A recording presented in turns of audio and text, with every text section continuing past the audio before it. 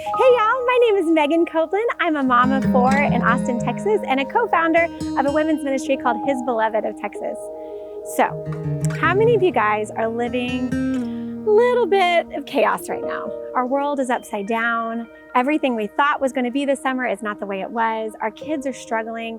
We're struggling. So I want you to just take a break. I want you to stop what you're doing. I want you to take a deep breath in. And let's have a little mini retreat, just you and me, because I don't know about you, but I miss church, and I miss retreats, and I miss Bible studies. So this is going to be our little 5-minute, let's let the Lord speak to our hearts. I know what it feels to live in chaos. I have a little girl who one day when she was 3 years old, all of a sudden changed. I lost who she was. She became angry and violent and aggressive, and I didn't think I was ever going to get her back. I went through this whole journey with her for years, trying to figure out what was wrong with her, trying to fix her myself, trying to grasp at all the things, trying to find doctors, trying to find therapists. And everywhere I went, no one could help me. The people in my life didn't understand what was going on. I didn't have anybody I could turn to, anybody I could talk to, and I just held it all in and dealt with it all by myself.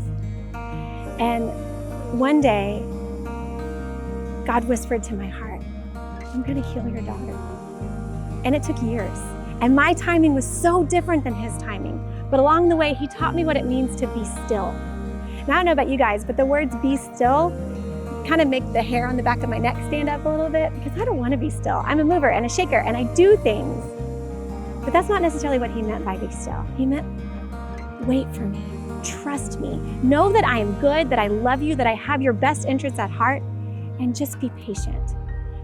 So, I wouldn't say I was the most patient person ever, but I waited and I waited and I loved this little girl. And more than anything, I clung to the Lord. I prayed every day and it deepened my faith in a way that I didn't even know was possible at the time. Because honestly, it was the only way to survive.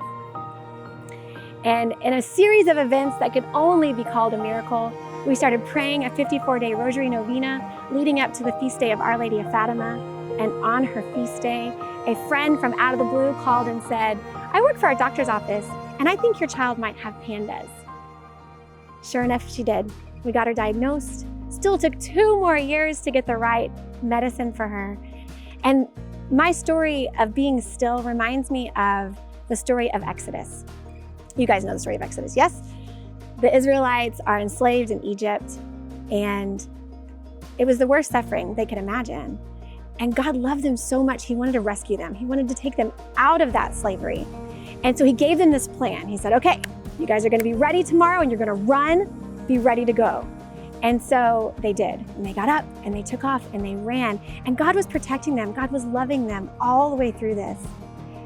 But even in this beautiful connection with the Lord, the Israelites got scared. They started to have fear. And as they're going out into the desert, they realized that the army is following them. And they start going, Lord, why didn't you just leave us in Egypt? We could have just stayed there forever. We were fine in Egypt. And I feel like I have those moments too along the way where I was like, Lord, you don't really love me. You're not really trying to save me. And God says, in this moment in Exodus, he says, you need only to be still and the Lord will fight for you. Moses says that to them, just be still and let the Lord fight for you. And that's what I ended up having to do. Actually, he kind of tied my hands and made me be still. But the Lord will fight for you too. The Lord wants to fight for you. He doesn't want you to grasp at things. He doesn't want you to hold things. He wants you to love him, stay near him, trust him, and let him fight for you. And one thing that I try to remind myself all the time when I find myself in a place of grasping is the difference between grasping at what we think is good for us and receiving the grace that God can give us is just a flick of the wrist.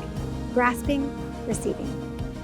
So my prayer for you guys today is whatever it is that's chaotic in your mind, whatever part of parenting is really holding you back, or COVID is causing you stress or anxiety or pain, sit with that with the Lord today.